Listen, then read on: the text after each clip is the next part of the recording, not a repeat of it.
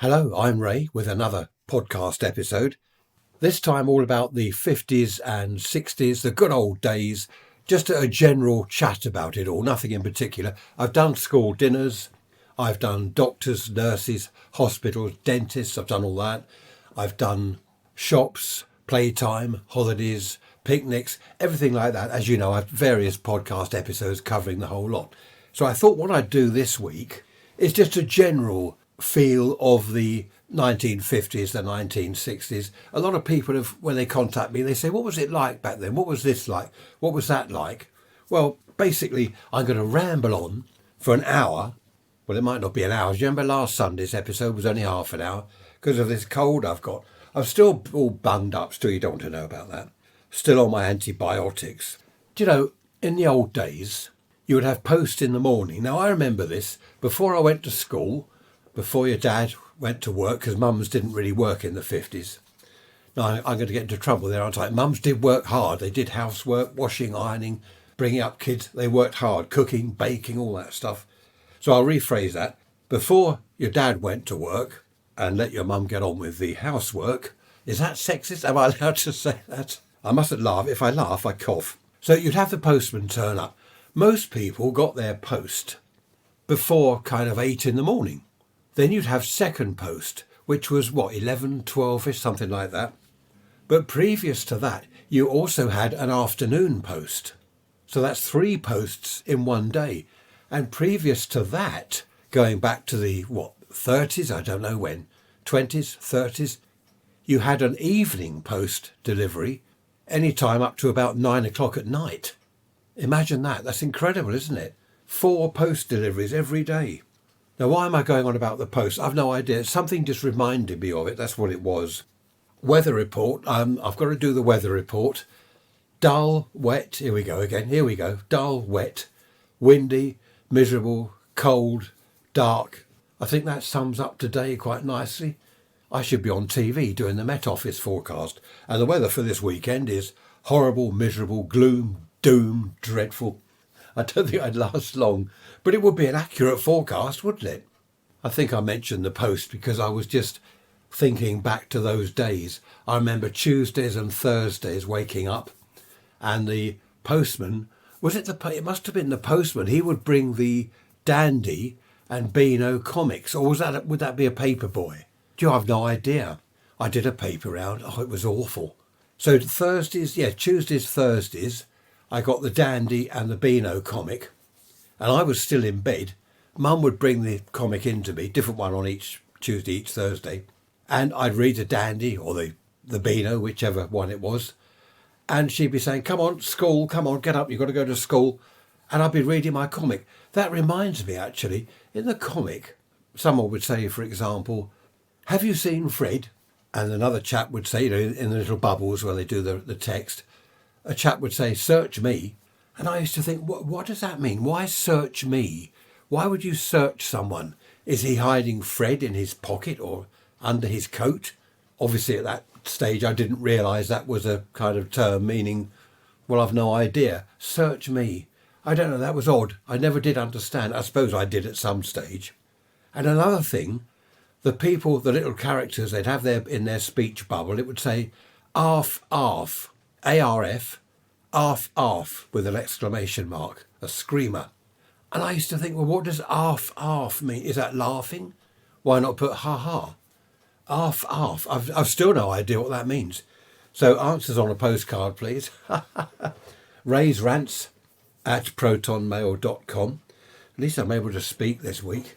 Dreadful it has been. Oh, this cold. Oh, just awful. Still, you don't want to know about the cold. Valerie. Now, do you remember I spoke about Valerie? If you can hear any background noises, it's our tortoise. He's in the other room. He's come out of hibernation. Well, weeks ago he came out of hibernation. He wants to go in the garden. And he can't because it's very cold out there. It's too cold for him. So he's in his indoor run in the other room, scratching about and moaning and complaining because he wants to go outside. I've told him it's too cold, but he won't listen. Now, Valerie asked me, if you remember, how come I had such a sort of packed life, everything going on. I knew people and I've got stories to tell about hundreds of thousands of girls and relationships, Everything went on, all these things. And as I explained, it wasn't just me. I wasn't having an extremely busy life. It was just the way things turned out. Now, in a minute, I've got a very short story to tell you about a friend of mine, quite interesting.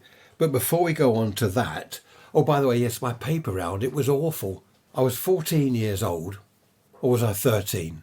And I was 13 and I earned 14 shillings a week. And it was horrendous. Have to get up at 6 in the morning, go to the paper shop, which wasn't my local paper shop, it was miles away. So I'm on my bike at 6 in the morning, winter as well, bear in mind, not just summer. You have to go through all the papers, mark up which ones are going to which addresses. I had to do all that as well. Load up my paper bag, put it on my shoulder, get on my bike and cycle round not just the local roads, but all round the place. I had to do a block of flats, which was, well, a good mile away from the paper shop and at least, 2 miles away from my house. So it was awful. And at the end of the week, there's your 14 shillings. Oh, thank you very much. Should be 14 shillings a day. Anyway, that's enough of paper rounds. I hated it. I just hated the whole thing. And then I had to join the Life Boys? Good grief, another total disaster. My mother thought I should join the Life Boys. Why the Life Boys? I'd rather gone into the Girl Guides. Be more interesting. No, I mean the Scouts. Of course, you can't say that now. Had I identified as a girl, I could have joined the Girl Guides. I mustn't laugh, I cough. That would have been fun. Imagine that. No, don't imagine that. It'd be awful. The Scouts would have been okay, but no. I had to join the Life Boys. And people thought it was a bar of soap. Do you remember Life Boy soap? I remember kids at school laughing at me. Oh, look, here comes that bar of soap. It was awful. There was this I'll be careful what I say. There was this very large lady, huge large lady, used to sit at the piano bashing out this marching tune, and we all had to march around this hall, back of the church, like a little church hall. And I just hated the whole thing. I didn't see the point. Every Monday night, 6 o'clock, we had to go there, and we did the marching, and then I don't know what else we did. I can't remember. Anyway, I gave that up. I used to say to my mum, right, I'm off to Life Boys now, put my uniform on, go down to my friend's house down the road, where I had some spare clothes, change out of my uniform into the spare clothes, go over the building site or the woods, mess about climbing trees for an hour and a half, 2 hours, back to his place, uniform back on and then home. Trouble is they contacted my parents, these Life Boy people. They said, oh, shame we haven't seen Ray for a few weeks. Has he left? Has he left? Oh, no, don't laugh. Has he left? Yeah, he had left. He cleared off over the woods with his mates. That reminds me of the ballet mothers. Have you ever taken your daughter to ballet? You know, when she's kind of, 10, 11, 12, whatever they do, ballet lessons. I've done that. Stone the crows. The ballet mothers. Do you know about, some of you will be saying, oh, I know. Ballet mothers. They all take their little precious daughters there, and their daughter is better than anyone else's daughter and all this. I used to have to take, I won't go into all that, but it was a nightmare. There was me, the only male there, and all these ballet mother women. I mean, some of them were quite nice, to look at, but they weren't quite nice as people. They were dreadful people. And when we had the kind of main thing of the local theatre, where all these little precious dancers did their thing, backstage was an absolute nightmare. There's arguing, there's bitching going on and squabbling. I was glad to get out of that. I just said, I'm not doing it to my wife. I said, I'm not doing that anymore.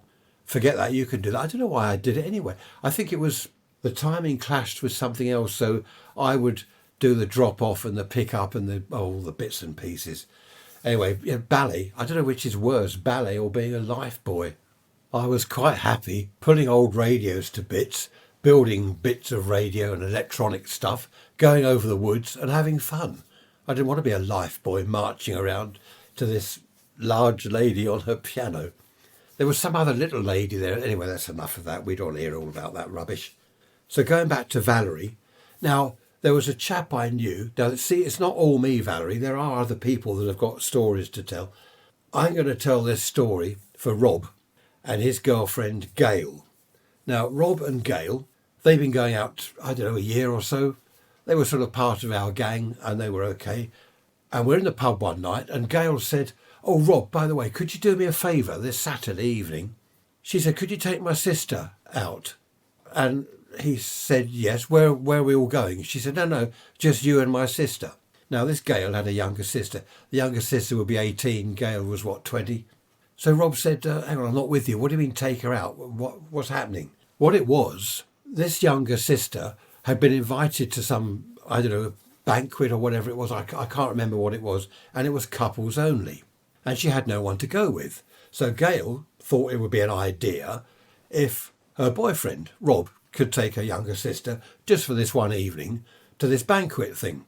I must admit, I thought it a bit odd, saying, "Can you take out my younger sister for the evening?"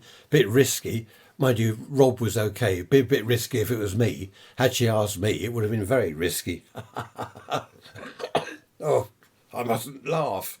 Don't laugh. That reminds me, there were some clubs back then, nightclubs, that would only allow couples in.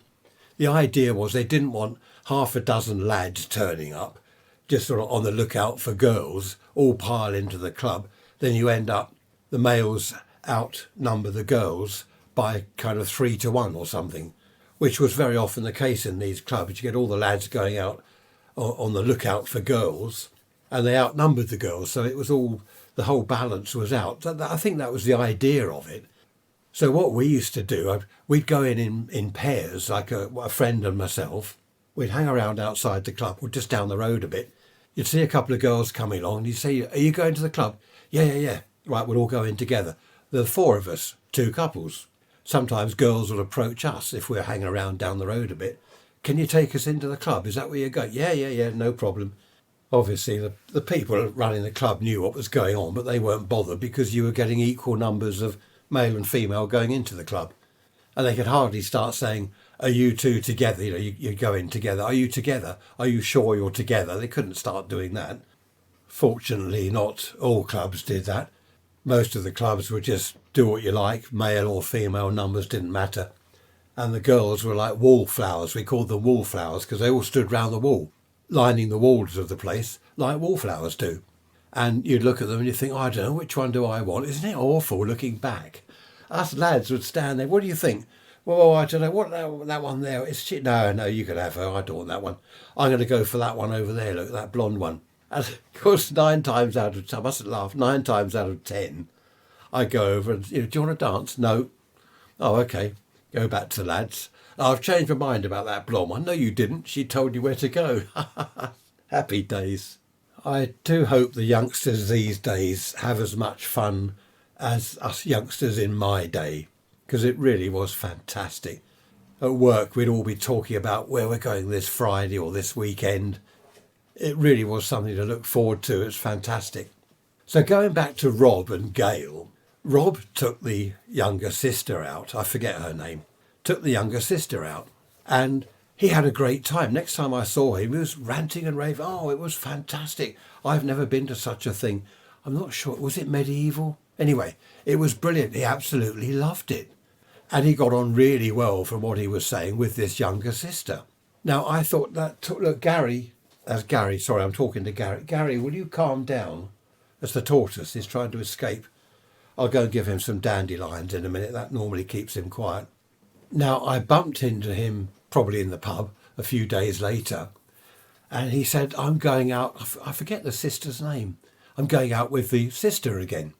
And I said, "Well, what's the matter with Gail arranging these things for you to go out with her sister? What's going on?" He said, No, Gail doesn't know." Aha. I thought, here we go. Something's afoot. Something's a leg. What's going on here? And I said to him, "What are you up to?" And he said, No, it's not like that at all. Gail feels sorry for her. That's why she wanted me to go to the banquet thing with her. He said, "No, I feel sorry for her. She hasn't got a boyfriend. She wants to go," I forget where it was, wants to go wherever it was. No one to accompany her. So I said, "What, so you're not going to tell Gail? You're going to sneak off out with her sister and not tell her?" And he said, "Well, I wouldn't say it's sneaking off and all this." I remember him laughing. He said, No, not sneaking off exactly. "Well, what then? Hiding?" "Well, no, exactly hiding." We had a bit of a laugh about it. But the thing is, he started seeing the sister on a regular basis. I've just checked Gary the tortoise. He's having some lunch, so he's calmed down for a minute. Now, one evening, Gail came into the pub. So I just said, hi Gail, how you doing? She said, I'm fine. Rob's off out with a friend from work this evening. I just thought, well done, Rob, lie number one. Then she went on to say that he often pops out with this chap from work. I thought, yeah, I bet he does. I was tempted to say, I bet that coincides with the nights your little sister goes out. But I didn't, of course. But I felt a bit orcs. Isn't that awful? My granddaughter says that, orcs. I felt a bit awkward about the whole thing. But Gail seemed all right. She suspected nothing. But of course, these things end, don't they? They end, these eternal triangles or whatever. What are they called? I don't know, love triangles. They end normally in tears. Someone ends up in tears. See, Valerie, it's not just me that has these stories don't laugh, to tell. It's not just me. There are other people. In fact, thinking about it, I know quite a few people that I could tell you some stories about. I know one that's a bit naughty actually, pretty naughty to say the least. I might save that for another time. No, I can't tell you that. I might give you an edited version of that at some stage in the future. So Gail joined, who was I with? I was with a couple of other lads and another girl, I think. She joined us and we spent the evening in the pub. And then going home time, she said, you walk, don't you? And I said, yes, I live up the road. She said, well, I'll walk with you if that's all right. Yep, fine. So I walked her home. And I must admit, I did feel sorry for her. She was lovely. I mean, she was a bit daft to say, can you take out my younger sister? I suppose she was trusting. That's the trouble. People trust other people, and it's not a good idea. Well, not always. Anyway, Gary's off again. So Rob started seeing this younger sister, well, he already had, regularly, more and more. It all came out in the wash. I don't know why things come out in the wash, but it all came out in the wash.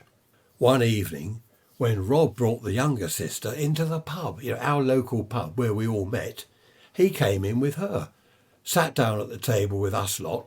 Of course, Gail walked in. Oh, she said, what are you doing? What's going on? Well, you're with my sister. And she looked confused, a mixture of confusion and anger and what's going on. I just looked the other way, pretending I hadn't noticed anything. A couple of the other lads walked off to the bar, pretending that they needed another drink. Well, they probably did. Anyway, that was it. Big explosion. It all went, oh dear, stone the crows. I'll go to the foot of our stairs, as the old granddads used to say. So that was that. But the funny thing is, Rob and the younger sister, Brenda, I've just remembered Brenda. Rob and Brenda, they ended up married. Gail was happy with it all. She found someone else and they ended up married. And, they did the usual 2.4 kids, blah, blah, blah. So there we are. It wasn't all doom and gloom. And, Valerie, it's not just me that did all these dodgy things.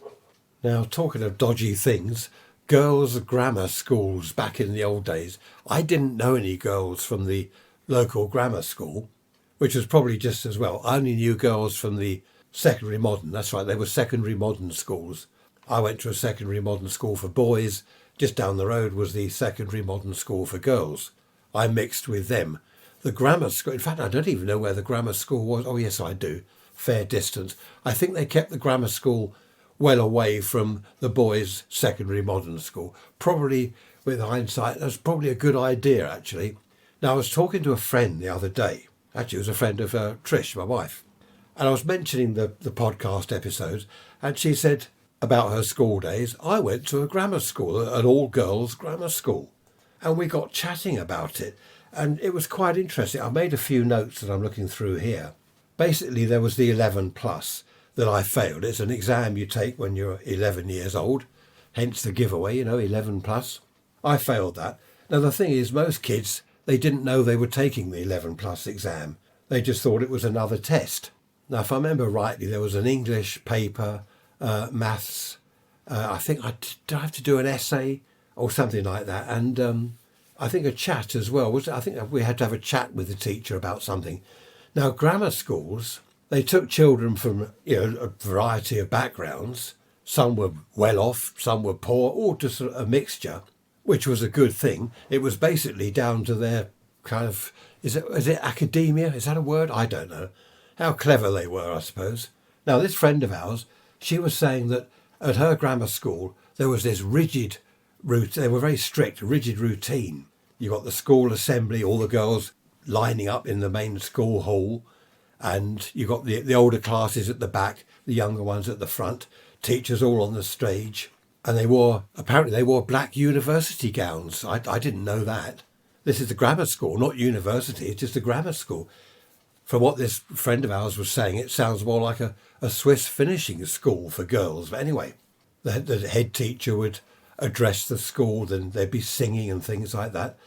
Apparently the school uniforms, I remember my mum saying that it was expensive, buying blazer, trousers, things like that. But these girls, I've written it down here, there was a hat, perhaps a straw boater or whatever, coat, scarf, satchel, gym slip, school skirt, blouse, tie, cardigan, summer dress with socks, shoes. It just went on and on. So it was hugely expensive. If you didn't have much money and your daughter got into the grammar school, she went and passed the 11 plus when you told her not to because you can't afford it. I don't know what you meant to do. Classroom, what was it she was saying? They were really strict in the classroom. When a teacher walked in, all the girls stood up to show their respect. You can imagine that doing that now. The kids all standing up when the teacher walks in. Oh, good grief, how things have changed. Another thing that surprised me, she said any girls were, if their handwriting wasn't too good, like mine, for example, illegible, what they did, they gave the girls handwriting sort of coaching in the lunch hour. And they had to write things and, essays or whatever in their lunch hour to improve their handwriting. Also, apparently they were given elocution lessons. Just in case they don't talk proper like what I does, they were learnt proper to speak, innit? Know what I mean? So they had to have elocution lessons, don't you know? So they would actually speak properly when they left school. What? Now, this is the bit that surprised me. The grammar school, now this is according to this friend of mine, I'm just the messenger. The grammar school was not just to educate these girls to go on to university or onto a Swiss finishing school or whatever.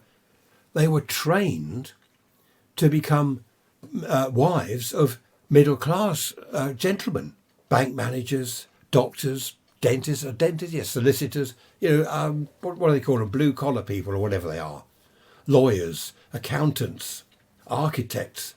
So giving them a decent education, it would enable them to perhaps entertain their husbands' colleagues with intelligent conversation when they held a dinner party at home. They were told how to arrange dinner parties in domestic science, how to iron a man's shirts. It was all geared to preparing. Do you remember in the past I've said the boys' school, the ordinary state boys' school, churned out factory workers. The state girls' school, the secondary modern, churned out housewives and baby machines. That's all the girls were. These grammar school girls, I've never looked into this. It's quite interesting. They were trained, if you like, programmed to become the wives of these middle class or even upper class gentlemen. Quite fascinating, isn't it, when you think about it? When I said wearing university gowns, that's not the girls. The teachers up on the stage wore the university gowns. Apparently they did a lot of PE, hockey, netball, what else, in the gym, stuff like that. I just made a few notes here because this friend of ours was telling me so much about it. I should have recorded it, actually. I did say to her, would you like to come live on the podcast? I said, I'll kind of interview you live. Oh, no, I'm not doing that. So there we are. Perhaps her grammar school education wasn't quite good enough. She should have been good to come onto the podcast. Oh, there we are. I would like to interview someone one of these days, someone elderly that remembers the early days. It would be quite interesting to chat to someone, especially someone that went through the war. That might be interesting. So, yes, the girls, all the teachers apparently were women. At the school, it was just all women, all females. There were no males in sight anywhere near the school. Well, there would have been had I got in there, but anyway, that's another story. No, seriously. Actually, we've got Rodine School. Who's heard of Rodine School? Just past Brighton. Very, very expensive posh school. I won't say too much about that in case I get arrested. But Rodine is only down the road. What is it from me? 12 miles away? Now, many of the girls that left the school, apparently, they thought themselves prepared for life, whatever that might be. Possibly even into politics or whatever. They were prepared for that sort of thing. They wouldn't embarrass their husbands at a dinner party by saying something stupid, like I would. They were taught to have conversation, to have intelligent conversation, a little bit like a Swiss finishing school, really. Taught how to walk, how to sit like a lady. All good fun. I just wish I'd known one or two girls from our local grammar school, but there we are. Probably just as well I didn't.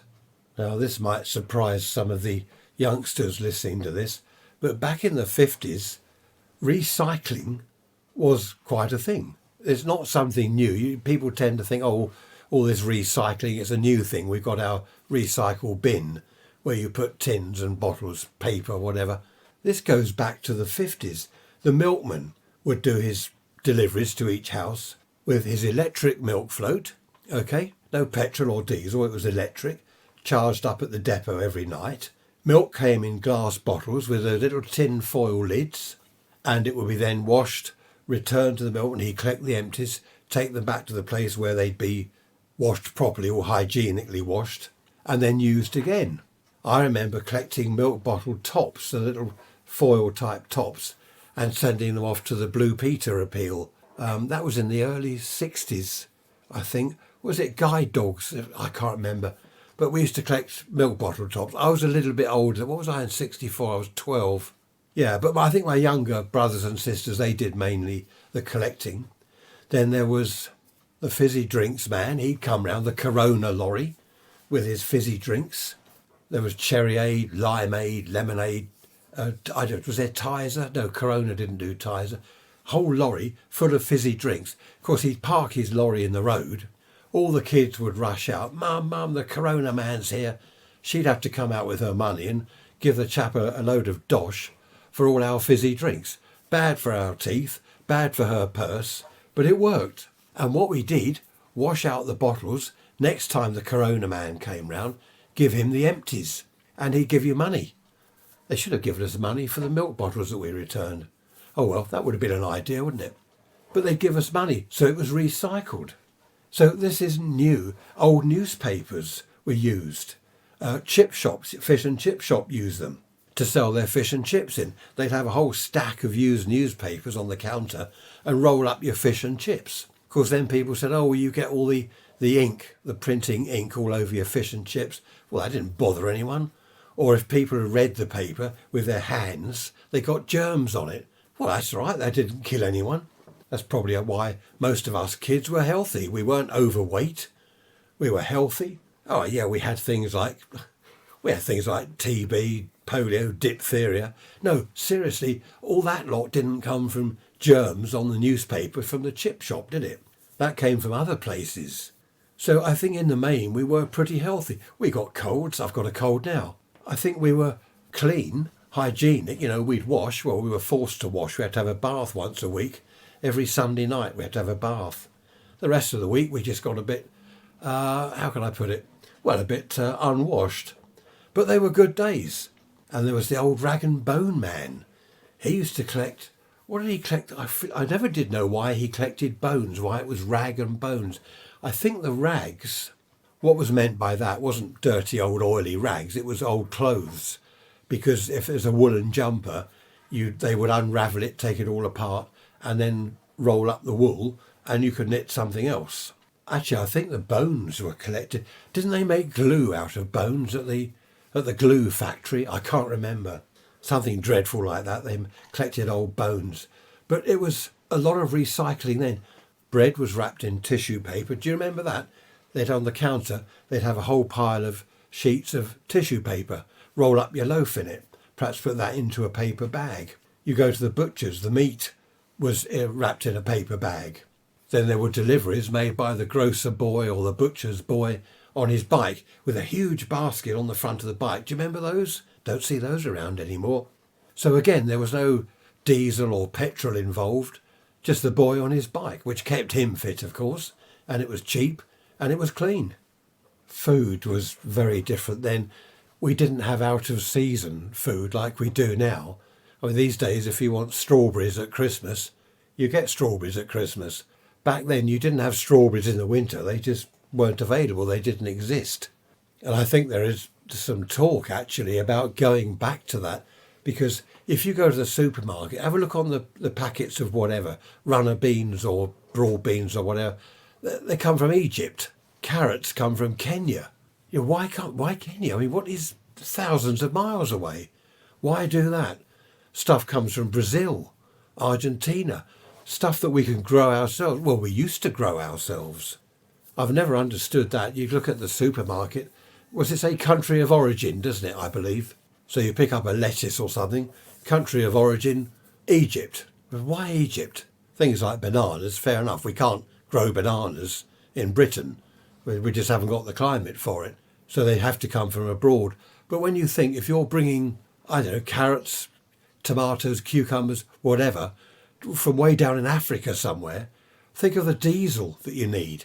Either the lorry or an aeroplane or a ship, or the pollution from, I don't know. Why not grow it here? My mum was moaning the other day, can't buy a British Cox's apple. They don't do them anymore. Why? Why don't we grow apples? We used to have brilliant apples here, Bramley apples, Cox's apples, brilliant. According to my mum, so don't blame me if it's wrong, you can't get them anymore. Can't buy celery soup either, which has annoyed me. I like celery soup. Trish makes her own celery soup though, so that's okay. My voice is beginning to go, as you can probably tell. I don't know that I'll be able to do the hour again today, but I will try. Now, what else was I going to mention? Yes, food back then. There wasn't frozen food.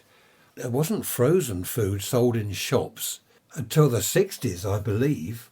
People started to get a fridge in the 50s. I remember we had an old Electrolux fridge standing on 4 cast iron legs, big old thing, huge chrome handle on the front. This is the 50s, with an ice box. Yes, it did have an ice box where you could keep ice cream or make ice cubes, but there was no frozen food back then, which of course changed everything, didn't it? Frozen food really did change everything. Monday was wash day, and it wasn't just a case of chucking the clothes in the machine, bit of soap powder and press the button.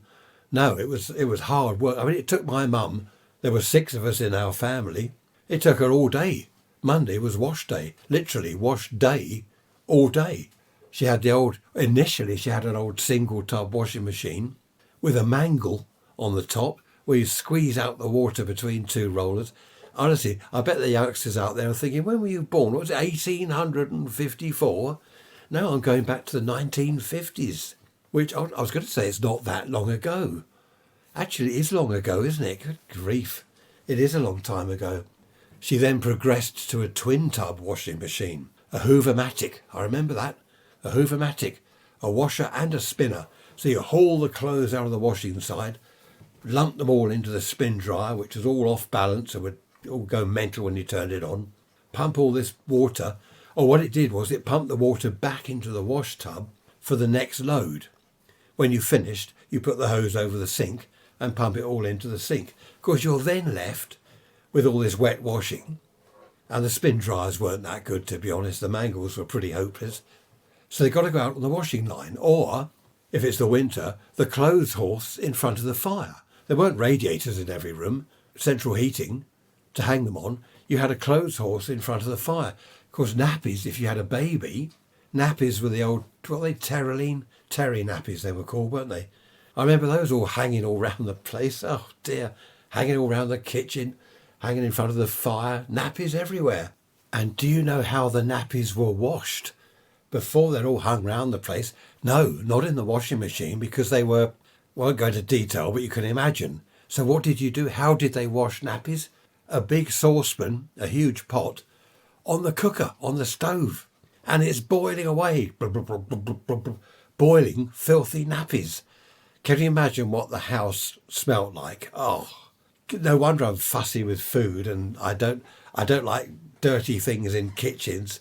Dirty nappies boiling on the cooker in the kitchen. Oh, for hours on end. Well, not hours on end. Oh, don't. It's enough to put. Let's change the subject. What else happened in the 50s? There must have been something nice. Lots of nice things happened. Horrible things were boiling nappies on the cooker, going to school. I mean, that was just whoever liked school. Some people liked school. I don't understand. They need therapy. If anyone liked school, there's something wrong with them. School was torture. It really was. It was child abuse, the whole thing. My first day at school, I remember I was 5. We used to start at 5 in those days. Of course, there wasn't nursery school, preschool, or I don't know what they call it now. They keep changing. Why do they change the names of things? Used to be kindergarten, didn't it? Kindergarten. Can't pronounce it properly. I've got a cold. That's my excuse. I did go to a kind of nursery school where they forced me to drink warm milk out of those third of a pint bottles. Do you remember those? Margaret Thatcher finished that, didn't she? Was it Thatcher the milk catcher, they called her, because she ended free school milk, which was a bad thing. You know, that's very often with the kids that came from the poorer families, that third of a pint of milk a day, calcium and whatever was in it, they needed that. And of course, she stopped it. But I didn't need it. It's disgusting. I don't mind cold. Milk has got to be really cold for me, like fridge or less, even lower temperature, not ice, but really cold. I cannot drink warm milk. And my grandmother, she used to make Nescafé coffee, you know, in a tin. You put a spoonful of this coffee in your cup, and then she'd boil milk on the cooker in this saucepan, boil it, and then pour it in the cup, and there'd be skin on the milk. And then skin, if you left the coffee for a minute in its cup, there'd be skin on top, and she used to eat it, drink it, and the whole place. There is nothing worse in the world than the smell of boiling milk. It really is vile. It should be illegal. Actually, I think they should make it illegal to boil milk. It's, how do you pronounce that? Kindergarten. Susan will know. Susan, you live in Germany. You tell me how to pronounce it. I don't know. I'd call it nursery school or preschool. Yeah, I went to Auntie Molly's. She was all right. She did childminding. Of course, back in those days, there was no, CPR checks? What do they call them? Well, they check up on people before they're allowed to look after kids. There were no checks. No one went to the house. There was no health and safety. You know, anyone could look after anyone else's children, no matter what age. I remember my sister being in the pram. What was she, 2 years younger than me? So when I was 4, she was in the pram at this kindergarten place. She was about 18 months old, just dumped in the pram at this place. Well, when I say dumped, I mean wheeled in there and left by my mum. I mean, that's child abuse, surely. These days, if you want to be a childminder, you have all sorts of checks, which is a good thing, I suppose. You don't want to leave your kids with any old person. And of course, also, you'd see a pram. Well, what were we watching? We were watching an old film the other day, a 50s film. Oh, one of the Carry On films. And they were driving along a road, and there were prams parked out the front of the house, in the garden by the front door. And that's what you would do with your baby. You put the baby in the pram, it's going to sleep, so you bung it out the front in the sunshine to keep warm, in the pram. And, I mean, people walked off with them. Well, not all the time, of course they didn't, but people didn't seem to worry that someone might walk off with your baby. That has happened, hasn't it? People have left the pram outside the shop, they pop in there for 2 minutes, come back, pram and baby have gone. It does happen. Also, some babies were suffocated. Dreadful. A cat had jumped up onto the pram and thought, oh, look, this baby's nice and warm, settled down on its head, the baby's asleep, and it suffocates. So they then had those big nets, didn't they, that they put over the pram. You put the hood up and have this big net coming down so a cat or anything else couldn't get in there. But I remember as a kid walking along the street, you'd see prams outside, not in the road, in the front garden, outside the front door. Sometimes the front door would be open, so if the baby cries, the mum could hear it. But again, how very different things were. Amazing when you just think back. This is why I like doing the podcasts. I love going back. I love thinking back to those times. Things suddenly come to mind. Oh, I remember this and I remember that. The ice cream man, the old bells going on his van. Mum, the ice cream man's here. Get your purse out. You've got to waste more money on us kids. Brilliant. I've got so engrossed in talking to you that I've just realised I've got half a cup of tea there. It's gone cold. I better make some more in a minute. So how are we doing? 40 minutes. Right, I'll try and plod on for a little bit longer, as long as you're not finding it too boring. Do you remember reins? Kids used to have reins on them. I remember, the furthest back I can remember is 2 years old. I was in this lady's garden next door where we lived. Well, it was over the road, actually. And I was cutting her grass. I had some toy shears. and I was cutting her grass, talking to her, obviously just not cutting the whole lawn, I was just playing. And she said, "Oh, it's your birthday today, isn't it?" And I said, "Yes." And she said, "How old are you?" And I said, 2. I remember that. I remember my second birthday. That's good, isn't it? I can't remember before that. Isn't it a shame? Well, I don't know, maybe it's just as well. But isn't it a shame we can't remember back to perhaps 6 months old, perhaps 2 months in the womb? I don't know. How interesting, how fascinating that would be. But that's my earliest recollection. I've tried to think back before the age of 2, my second birthday, and I can't. It's just blank. I can't think of anything. My mum said that once I was hiding behind the runner beans, because everyone grew vegetables back then, didn't they, in the garden. She said I was hiding behind the runner beans. She was looking for me. "Ray, where are you?" She found me behind this row of runner beans, sitting on my toy beach bucket, having a poo. As you do, I was just pooing in the bucket. Now, I don't know how old I was then. She reckons I was about 2. But I clearly remember that, because she said, "You do not poo in the bucket, we've got the toilet." Anyway, we'll move off that. But there we are. I just couldn't be bothered. Bit like now when I'm down the garden, I don't need to come in. No, okay. Now, what was I saying? Oh, yeah, reins. Do you remember the kids wore reins? I remember my reins. They were they went round your chest, and you were like on a lead, like a dog really, well, not like a dog, no. And they were, for walking along the street, because kids have the tendency to kind of look over the other side of the road, see something, a dog or a cat or a friend, and dash across the road and get run over. Not a good idea. So they had these reins. I think they're still around these days. And I do remember wearing those, so I was trying to forge ahead, trying to steam ahead. I wanted to get down there to see whatever. And I couldn't, because my mum had got a tight grip on the reins. I do remember that. Yeah, it would be fascinating, wouldn't it, to think back if you could remember being in the womb. I don't know. That would probably be a bit scary, actually. Yeah, I'm not sure that's probably a good idea. But who can think back? Anyone remember when they were younger than 2? Email me, raisrants@protonmail.com. My voice is getting rough. I'm going to sound like Rod Stewart in a minute. Oh, my voice is getting rough. Yes, email me if you can. Any memories from earlier than 2 years old. That'd be very interesting. Gary the tortoise seems to have settled down. He doesn't like being indoors, but it's too cold outside for him. But when I say he doesn't like being indoors, he pretends he doesn't like it. He's perfectly happy, really. He's got his lamp there, he's got his food, he's got his bedroom box, that we call it his bedroom box, full of straw and hay and stuff. I mean, he's spoilt. He's doing very well. The rabbits are getting old.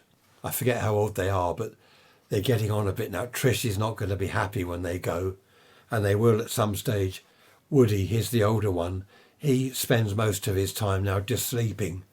He used to hop around and leap about a few years ago, but these days he just sits there sleeping, especially if the sun's out. He'll just sleep all day, as well as all night. They're supposed to be half nocturnal, aren't they? But I think they sleep all night. And Hetty, she's slightly younger than Woody, but she's changed a lot in the last year or so. She doesn't move around too much. When they've gone, bless them, we're not going to have any more. They've got half the garden. They've got a 14-foot brick-built hutch. They've got an a covered run, a huge outside run, and then they've got half the lawn, which is fenced off. So they've got acres of land, well, a few square yards anyway. Can you say yards or is it metres these days? I still get confused. Oh, what about this swimming? No, we don't want to get into that, do we? A man swimming, saying he's a lady, and he's swimming, and he's winning, isn't he? And the ladies don't like it. I don't know what's happening there. I've often thought, when I hear these things on the telly or read about them online, I think, go back to the 50s. So you've got a ladies' swimming event. Okay, they're all lined up at the pool, and there's a man there saying, "I'm a lady." And he dives in and he wins the race because he's bigger than them and stronger than them. And what would people say? They'd say, "Well, hang on a minute, this is a ladies' event. You can't compete with them. You can't do that." For those out there some of you might have transitioned, is it? I do understand that. I've got a friend, actually. He always felt he was in the wrong body. And he's told me from a very, very early age, he felt he was in the wrong body. He didn't want to be a boy, he wanted to be a girl.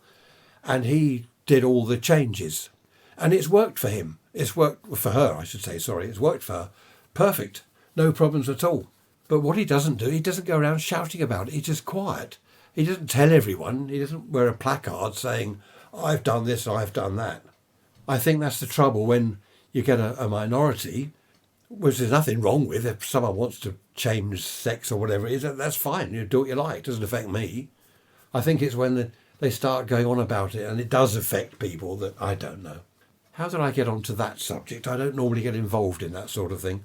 But I think because Boris, bless him, he was on the telly saying that he doesn't make sense to him or something. I don't know. Oh, yeah, someone's been banned from a cycle race. Wasn't it a chap that is now a girl has been banned from a cycle race, I think. To be honest, I don't watch the news so much anymore. I used to. I used to be a bit of a news addict, news hungry all the time. I don't anymore. I can't be bothered with it. There's so much nonsense and I just get lost, completely lost. So there we are. I think I'll end it here because my tea's gone cold. This is good. Look, doom and gloom. My tea's gone cold. I think Gary's gone to sleep at last. It's quiet in there, so that's good. And my voice, I've got a sore throat. My voice is all croaky. So I might end it. I'll tell you what I'll do. I'll make a cup of tea and then come back into my posh, high-tech recording studio. Sorry, the spare room.